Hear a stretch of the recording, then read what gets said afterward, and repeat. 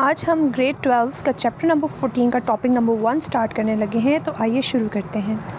हमें नई दुनिया में दाखिल होने के लिए या नई दुनिया बनाने के लिए हमें फ़िज़िकल साइंस के एप्लीकेशंस की ज़रूरत नहीं है कि हम उससे चीज़ें बनाएं या हम मनी पावर बनाएं, बल्कि हमें बायोलॉजिकल साइंसेस की एप्लीकेशन की ज़रूरत है ताकि हम एक अच्छा इंसान और एक अच्छी और बेटर सोसाइटी बना सकें।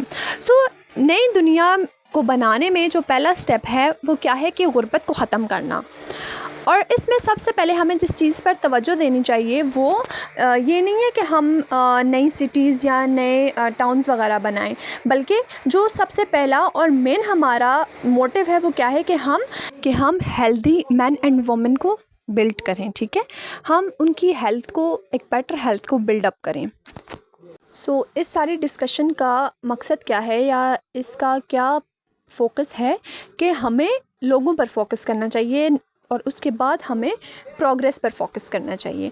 मतलब पहले अगर आपकी सोसाइटी में, आपके एरिया में अगर हेल्दी मैन एंड वुमेन होंगे तो तभी बाकी सिस्टम्स जो हैं वो प्रॉपर्ली वर्क कर सकेंगे।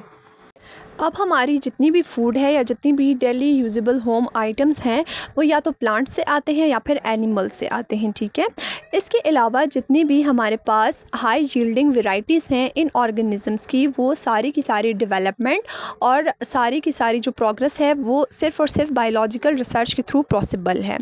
अब जितनी भी मॉडर्न इन्वेंशंस हो रही हैं उनसे एनर्जी का कंजम्पशन जो है वो बहुत ज़्यादा हो रहा है। ठीक है, एनर्जी बहुत ज़्यादा कंज्यूम हो रही है, इसीलिए बहुत से जो पावर जनरेशन प्लांट्स हैं वो भी इंस्टॉल किए जाते हैं ताकि वो एनर्जी कंजम्पशन को कंट्रोल कर सकें या जितनी भी एनर्जी नीड्स हैं उनको मीट कर सकें। इसके अलावा जितने भी प्लांट्स हैं वो सारी की सारी मॉडर्न इन्वेंशंस की जो टेक्निक्स हैं वो यूज़ कर रही हैं और हमारी जो डेली लाइफ है उसको उन्होंने कम्प्लीटली चेंज कर दिया है।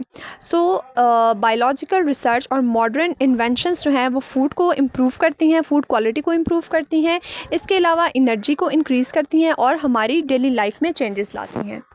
अब जिस एज से, जिस टाइम पीरियड से हम गुज़र रहे हैं, इसमें ज़्यादातर फ़िज़िकल साइंसेस और इन्वेंशंस वगैरह और डिस्कवरीज़ वगैरह जो हैं वो हो रही हैं, जिसने हमें पावर दी और हमें नेचुरल फोर्सेस दी। लेकिन इस बात की उम्मीद भी है कि जब फ़िज़िकल साइंसेस की वॉर ख़त्म हो जाएगी तो उसके बाद बायोलॉजिकल साइंसेस का एरा स्टार्ट हो जाएगा। और जितनी भी बायोलॉजी है वो कंट्रीब्यूट करती है ह्यूमन लाइफ के डिफरेंट आस्पेक्ट्स में। इसके अलावा ह्यूमन पॉपुलेशन जो कॉन्टीन्यूसली इंक्रीज़ हो रही है, तकरीबन 7 बिलियन पीपल जो हैं वो अभी इस टाइम पे 7 बिलियन लोग इस टाइम पे अर्थ पे रह रहे हैं, तो उनकी डिफरेंट नीड्स भी हैं, डिफरेंट उनकी जो लाइफ गुजारने की जो नीड्स हैं वो डिफरेंट है, हर बंदे की डिफरेंट है, और उसको मीट करने के लिए, उनको पूरा करने के लिए बायोलॉजिकल साइंस जो है वो अपना रोल प्ले कर रही है। अब फ़िज़िकल साइंस ने हमें पावर दी, ठीक है, लेकिन जो बायोलॉजिकल साइंस है उसने लाइफ को इम्प्रूव भी किया और लाइफ को गुजारने में, लाइफ को सरवाइव करने में भी हेल्प आउट किया। अब दुनिया पे बहुत सारे लोग हैं तो ज़ाहिर है उनमें कुछ डिजीज़ेस भी होंगी।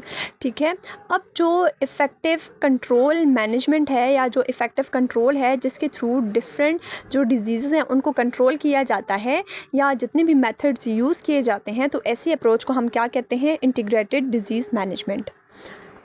अब इन सारे मेथड्स को यूज़ करना और इस चीज़ को इंश्योर करना कि जितनी भी कम्युनिटी के लोग हैं वो सारे के सारे इसमें पार्टिसिपेट कर रहे हैं, ये एक बहुत अच्छा तरीका है कि आप किसी भी डिज़ीज़ को कंट्रोल करते हैं। फॉर एग्ज़ाम्पल अब गर्मियों का सीज़न चल रहा है तो डेंगू की डिजीज़ बहुत ज़्यादा फैल रही होती हैं, तो उसमें डिफरेंट कैंपेन्स चलाई जाती हैं, उसमें डिफरेंट मेथड्स भी यूज़ किए जाते हैं, लोगों को आगाह भी किया जाता है। ठीक है, और उसमें लोगों की पार्टिसिपेशन भी होती है और उस पार्टिसिपेशन का, लोगों के पार्टिसिपेट करने का मकसद यही होता है कि उनमें अवेयरनेस आए।